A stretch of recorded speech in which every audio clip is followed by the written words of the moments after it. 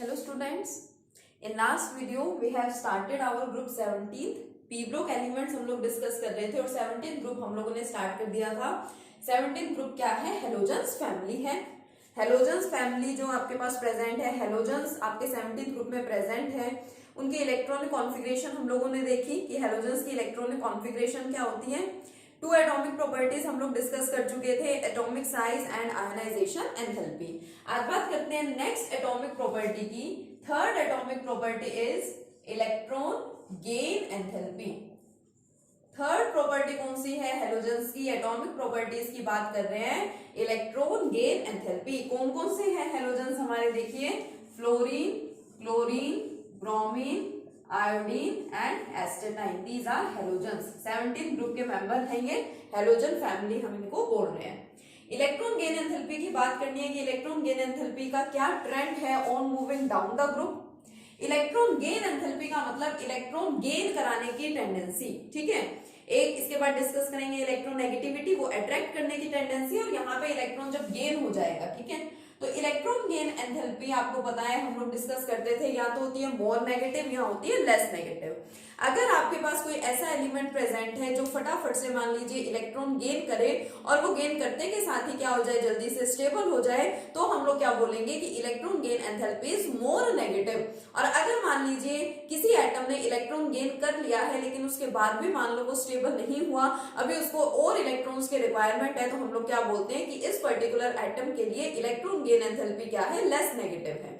तो हेलोजेंस है, हमको पता है कि इन सभी को स्टेबल होने के लिए सिर्फ 1 इलेक्ट्रॉन की रिक्वायरमेंट होती है, 1 इलेक्ट्रॉन की नीड होती है। तो सारे हेलोजेंस क्या कर सकते हैं? फटाफट से 1 इलेक्ट्रॉन गेन करेंगे और नोबल गैस कॉन्फ़िगरेशन अटेन कर लेंगे और क्या हो जाएंगे? स्टेबल हो जाएंगे, यानी कि फटाफट से इलेक्ट्रॉन का गेन कर लेगा और स्टेबल हो जाएगा। तो हम लोग क्या बोलते हैं? The electron gain enthalpy of halogens is more negative. Electron gain enthalpy halogens की क्या होती है? मोर नेगेटिव होती है। ये तो बात हो गई कि मोर नेगेटिव है, क्यों? क्योंकि इन सभी के पास स्टेबल होने के लिए सिर्फ एक इलेक्ट्रॉन की कमी है, और 1 इलेक्ट्रॉन जैसे ही इन्होंने गेन किया, या आपके हेलोजन एटम्स क्या हो जाएंगे? स्टेबल हो जाएंगे। लेकिन अगर हम लोग बात करें ट्रेंड इन ग्रुप में क्या इफेक्ट पड़ता है? इलेक्ट्रॉन गेन एंथैल्पी वैसे तो सारे हेलोजेंस की मोर नेगेटिव है, but on moving down the group, अगर हम लोग बात करें डाउन द ग्रुप की, तो क्या होता है? देखिए, on moving down the group electron gain enthalpy becomes less negative. ये पॉइंट आपको अच्छे से क्लियर होना चाहिए। अभी मैं आपको क्या बता रही हूं कि अगर आपका कोई एटम फटाफट से इलेक्ट्रॉन गेन करेगा और स्टेबल हो जाएगा, तो हम लोग क्या बोलेंगे? इलेक्ट्रॉन गेन एंथैल्पी वहां पे मोर नेगेटिव है। डाउन द ग्रुप की बात करें तो देखो, लास्ट वाला मेंबर जो है उसका साइज कितना बड़ा होगा? बहुत बड़ा साइज है। मान लीजिए एक का साइज तो है इतना और एक का साइज है इतना, ठीक है। तो यहाँ पे न्यूक्लियस में और आउटरमोस्ट शेल में इलेक्ट्रॉन्स के बीच में अट्रैक्शन इतनी ज्यादा नहीं होती है। तो जो इलेक्ट्रॉन्स ऑलरेडी यहाँ इस एटम में प्रेजेंट है, उन्हीं के बीच में प्रॉपर अट्रैक्शन नहीं हो रही है, तो क्या जो इनकमिंग इलेक्ट्रॉन है वो अट्रैक्शन यहाँ पे गेन कर पाएगा? नहीं गेन कर पाएगा। इस वजह से इलेक्ट्रॉन का एडिशन यहाँ पे बहुत ज्यादा इजी नहीं होता है, आपको पता है, due to very big size. कहीं पे छोटा साइज है तो वहां पे अट्रैक्शन हो जाता है, फटाफट से इलेक्ट्रॉन गेन करवाया जा सकता है, और उसकी वजह से ही इलेक्ट्रॉन गेन एंथैल्पी होती है more negative. So on moving down the group the size of the halogen atom increases. जो आपके हेलोजन एटम्स है, इनका साइज क्या हो रहा है? बढ़ता जा रहा है on moving down the group, ठीक है। इसी वजह से the force of attraction between nucleus and outermost shell electrons decreases, and hence we can say that on moving down the group the electron gain enthalpy becomes less negative। लेकिन यहाँ पे भी एक एक्सेप्शनल केस है। जैसे 16th group के अंदर exceptional case था ऑक्सीजन एंड सल्फर में, यहाँ पे भी एक्सेप्शनल केस है फ्लोरीन में और क्लोरीन में। नेक्स्ट देखिए, जो हमारा मोस्ट इंपोर्टेंट है, that is the exceptional case.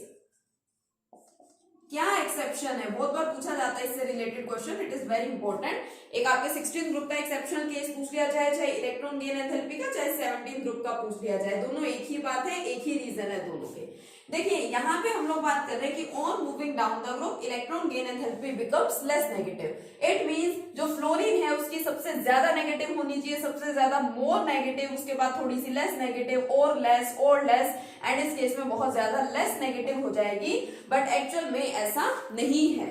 क्या होता है? The electron gain enthalpy the electron gain enthalpy of chlorine is, actual में क्लोरीन की ज्यादा है, is more negative than electron gain enthalpy of fluorine. होनी चाहिए थी सबसे ज्यादा किसकी, फ्लोरीन की, बट एक्चुअल में किसकी होती है, क्लोरीन की। यही आपका एक एक्सेप्शनल केस है यहाँ पे। क्या रीजन है इसका, कि जो आपका फर्स्ट एलिमेंट है फ्लोरीन, इसका साइज बहुत छोटा है। मान लीजिए ये आपका फ्लोरीन है और ये क्या है, आपका क्लोरीन है। आउटर मोस्ट शेल में यहाँ पे भी 7 इलेक्ट्रॉन्स है और यहाँ पे भी 7 इलेक्ट्रॉन्स है। मान लीजिए इतने छोटे से साइज में 7 इलेक्ट्रॉन्स का डिस्ट्रीब्यूशन कैसे हो रहा होगा, 1 2 3 4 5 6 एंड 7। देखिए इलेक्ट्रॉन्स एक दूसरे के कितने ज्यादा क्लोज हैं।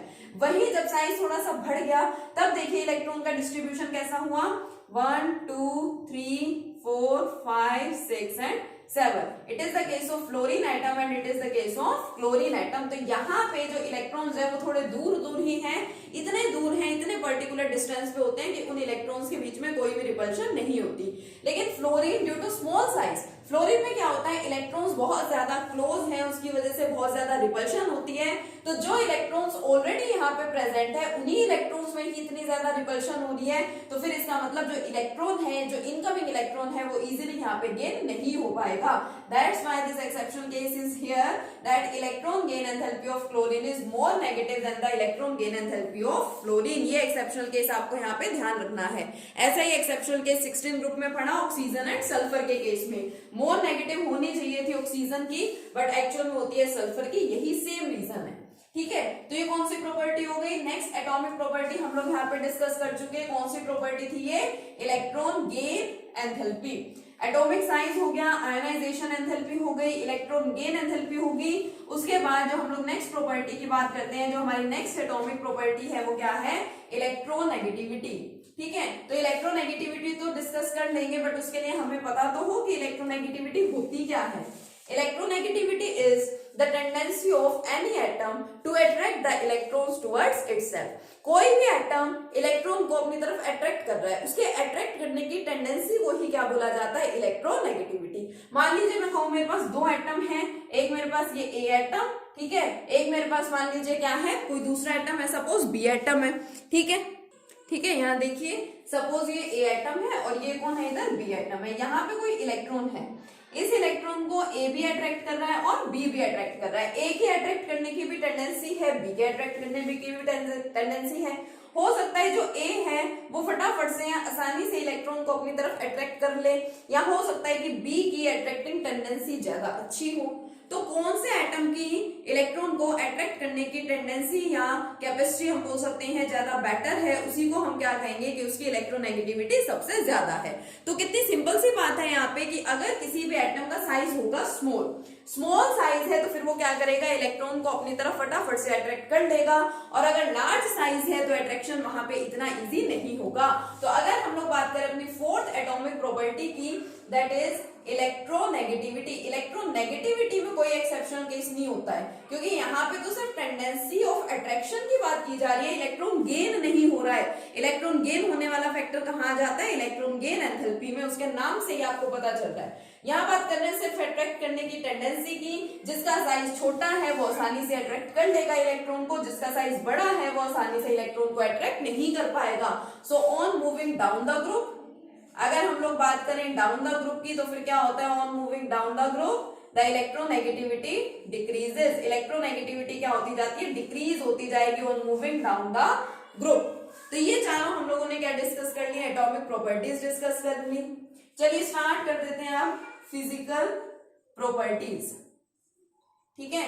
किसकी बात करते हैं, फिजिकल प्रॉपर्टीज की बात करते हैं। फिजिकल प्रॉपर्टीज में सबसे पहले क्या आ जाती है, एटॉमिसिटी। मैं आपको कहूंगी हाइड्रोजन का रिएक्शन करके दिखाओ फ्लोरीन के साथ, तो आप उसको कैसे लिखेंगे, क्या आप उसको ऐसे लिखेंगे H+F, या आप उसको ऐसे लिखेंगे H2+F2। आपको पता है ये वाला मेथड करेक्ट है, ये रॉन्ग है। आप क्या लिखेंगे, H2+F2 gives 2 molecules of hydrogen fluoride. यही आपका मेथड है रिप्रेजेंट करने का। तो इससे आपको क्या पता चला कि यहाँ पे जो आपने फ्लोरीन लिख रखा है, फ्लोरीन कैसे लिख रखा है, मॉलिक्यूलर फॉर्म में या फिर डायएटॉमिक फॉर्म के अंदर। तो एटॉमिसिटी का मतलब यही है कि कितने एटम्स एक साथ एग्जिस्ट करते हैं। तो सारे हैलोजन्स जो भी हैं हमारे पास, all halogens are diatomic in nature. जब भी आपको रिएक्शन दिखाना होता है फ्लोरीन का, आप लोग क्या लिखते हैं F2। जब भी आपको रिएक्शन दिखाना होता है क्लोरीन का, आप लोग क्या लिखते हैं Cl2। Same with bromine iodine. ठीक है, इनके साथ भी ऐसा ही आप इसी तरीके से लिखते हैं, these are diatomic in nature. अब क्वेश्चन अराइज होता है कि why these are diatomic in nature या why these exist in the molecular form. तो कितना सिंपल सा रीजन है, देखिए कि इन सभी एटम्स को, सारे हेलोजन एटम्स को स्टेबल होने के लिए सिर्फ एक इलेक्ट्रॉन की ही रिक्वायरमेंट है, और ये इस वेट में रहते हैं कि कहां से इनको फटाफट से इलेक्ट्रॉन मिले और ये उसके साथ शेयरिंग कर सके, ठीक है, या फिर उसके इलेक्ट्रॉन का क्या कर सके, गेन कर सके, और फटाफट से वो स्टेबल कॉन्फ़िगरेशन अटेन कर ले या अचीव कर ले। इस वजह से इनकी एटॉमिसिटी कैसी है, ऐसी। These exist in the diatomic form, या फिर हम लोग क्या बोल सकते हैं, मोलिकुलर फॉर्म में हेलोजन्स एग्जिस्ट करते हैं। आपको पता है अच्छे से आप लोग कैसे लिखते हैं, F2 Cl2 Br2 and I2। ठीक है, नेक्स्ट बात करते हैं, चलिए मेल्टिंग एंड बॉइलिंग पॉइंट्स की। कितनी सिंपल सिंपल सी प्रॉपर्टीज हैं, फटाफट से हो जाएंगी, क्योंकि सेम प्रॉपर्टीज हम लोगों ने 15 एंड 16 ग्रुप में भी पढ़ रखी है, सिर्फ थोड़ा बहुत डिफरेंस होगा। ठीक है, melting and boiling point just as revision आपका ये चल रहा है, फिर देख लीजिए मेल्टिंग एंड बॉइलिंग पॉइंट। तो लास्ट टाइम मैंने आपको बताया था that melting and boiling point depends on the magnitude of van der Waals forces of attraction. Melting and boiling point depend किस पे करते हैं, they depends on the magnitude of van der Waals forces of attraction. और ये चीज हमको अच्छे से पता है कि जैसे जैसे एटम का या एलिमेंट का साइज इंक्रीज होता जाएगा, van der Waals forces of attraction भी वहां पे क्या होते जाएंगे, उनका जो मैग्नीट्यूड है वो भी क्या होता जाएगा, बढ़ता जाएगा। और जैसे ही magnitude van der Waals forces of attraction का बढ़ गया, मेल्टिंग एंड बॉइलिंग पॉइंट भी क्या हो जाते हैं, बढ़ जाते हैं। तो हमें यहाँ पे क्या ट्रेंड हम देख रहे हैं, क्या ट्रेंड हम लोग ऑब्जर्व कर रहे हैं कि on moving down the group the size of the halogen atoms increases. Down the group की बात करें तो हेलोजन एटम्स का साइज क्या होता जा रहा है, बढ़ता जा रहा है। उस वजह से the magnitude of van der Waals forces of attraction also increases down the group. Down the group van der Waals forces of attraction का मैग्नीट्यूड भी बढ़ जाता है। So we can say that melting and boiling points also increases down the group. Melting and boiling point भी यहाँ पे क्या होते हैं, ग्रुप की बात करें तो ग्रुप के अंदर इंक्रीज होते हैं। ठीक है, कौन कौन सी फिजिकल प्रॉपर्टीज पढ़ चुके हैं, एक अभी अभी एटॉमिसिटी डिस्कस की, और अभी क्या देखा है हमने, melting and boiling point. Melting and boiling point increases on moving down the group. Yes, next property is non metallic character. तो हमें पता है कि all these halogens are non metals in nature. Non metallic nature होता है halogens का। Non metals का मतलब कि वो एलिमेंट्स जो फटाफट इलेक्ट्रॉन गेन करें और उनके ऊपर कैसा चार्ज आता है, नेगेटिव चार्ज। जो आपके इलेक्ट्रोनेगेटिव सब्सटेंसेस हैं उन्हीं को आप लोग क्या बोलते हैं, नॉन मेटल्स बोलते हैं। तो आपको पता है कि इन सभी हेलोजन्स को स्टेबल होने के लिए they need only one electron. इन सभी को स्टेबल होने के लिए सिर्फ एक इलेक्ट्रॉन की रिक्वायरमेंट है। उस एक इलेक्ट्रॉन को ये इजीली क्या कर लेंगे, गेन कर लेंगे। इलेक्ट्रोनेगेटिव एलिमेंट्स हैं ये, ठीक है, इन पे नेगेटिव चार्ज आ जाएगा और इसी वजह से हम लोग इनको क्या बोलते हैं, नॉन मेटल्स बोलते हैं। But on moving down the group, अगर हम डाउन द ग्रुप की बात करें, on moving down the group, the non-metallic character of halogens decreases. On moving down the group, non-metallic character decrease होता है। वही रीजन है सेम साइज का कि डाउन द ग्रुप हम लोग बात कर रहे हैं तो साइज बढ़ता जा रहा है। पहले वाले एलिमेंट का साइज मान लीजिए ये है fluorine, next chlorine, bromine, iodine and astatine, तो और बड़ा होगा। अब अगर देखो इतना बड़ा एलिमेंट प्रेजेंट है आपके पास कोई, तो सिंपल सी बात है, न्यूक्लियस में और आउटर मोस्ट शेल के इलेक्ट्रॉन्स में फोर्स ऑफ अट्रैक्शन इतना ज्यादा नहीं होगा। तो जो इनकमिंग इलेक्ट्रॉन है, जिस इलेक्ट्रॉन को आप गेन करवाना चाह रहे हैं, इलेक्ट्रॉन का गेन भी वहां उस केस में इजी नहीं होगा, क्योंकि इलेक्ट्रॉन गेन तभी हो पाएगा अगर ये न्यूक्लियस उस इलेक्ट्रॉन को भी क्या करे, अपनी ओर कंप्लीटली अट्रैक्ट कर ले। ठीक है, तो इसलिए वो इलेक्ट्रॉन क्या हो जाएगा, इजिली गेन हो जाएगा। अदरवाइज इलेक्ट्रॉन जो है वो इजिली गेन नहीं हो पाता है। तो जो आपका जो जनरली जो लास्ट मेंबर है, ठीक है, हम लोग बात करते हैं जनरली 4 हेलोजन एटम पढ़ते हैं, डिस्कस करते हैं, fluorine, chlorine, bromine and iodine. इसमें अगर हम लोग आयोडीन को देखें तो आयोडीन में मेटालिक कैरेक्टर शो करता है।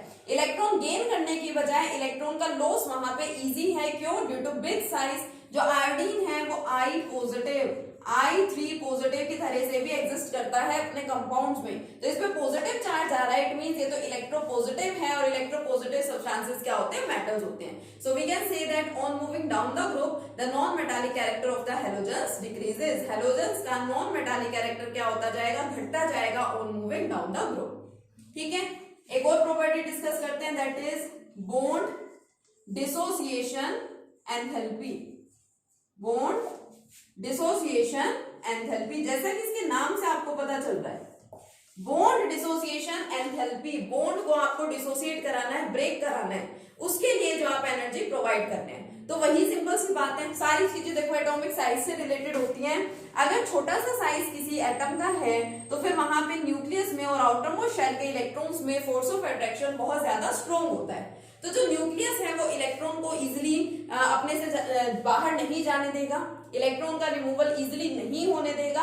सेम यहाँ पे है बॉन्ड डिसोसिएशन की बात की, अगर छोटा साइज है तो छोटे साइज में अट्रैक्शन ज्यादा होती है, उस वजह से बॉन्ड इजिली ब्रेक नहीं हो पाता है, आपको थोड़ी ज्यादा एनर्जी वहां प्रोवाइड करनी पड़ेगी। लेकिन जिस एटम का साइज, जिस एलिमेंट का साइज बहुत बड़ा होता है, इट मींस वो वीक है, उसमें weak forces of attraction present है और बॉन्ड फटाफट से डिसोसिएट हो सकता है, बस थोड़ी सी एनर्जी वहां पे क्या करवा दीजिए, प्रोवाइड करा दीजिए। लेकिन एक्सेप्शनल केस यहाँ पे भी है, किसका, ये फ्लोरीन देखिए, साइज इसका बेशक बहुत छोटा सा है, लेकिन इतने छोटे से साइज के अंदर 7 इलेक्ट्रॉन्स यहाँ पे अटैच्ड है, यानी एक दूसरे के बहुत क्लोज है। अभी मैंने जैसे आपको बना के भी दिखाया था इलेक्ट्रॉन गेन एंथैल्पी के टर्म में, ठीक है, 7 इलेक्ट्रॉन्स इतने ज्यादा क्लोज एक दूसरे के होते हैं कि फिर वहां पे रिपल्शन अराइज हो जाती हैं और रिपल्शन की वजह से आपको बहुत कम आपको एनर्जी प्रोवाइड करनी पड़ेगी बॉन्ड को डिसोसिएट कराने के लिए, बॉन्ड को ब्रेक कराने के लिए।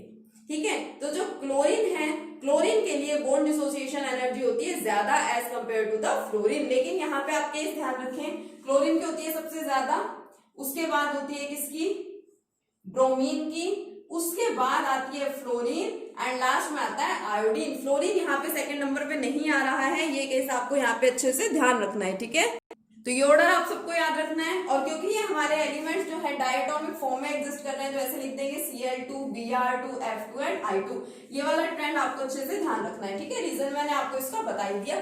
तो यहाँ पे हमने क्या किया, कुछ फिजिकल प्रॉपर्टीज डिस्कस की।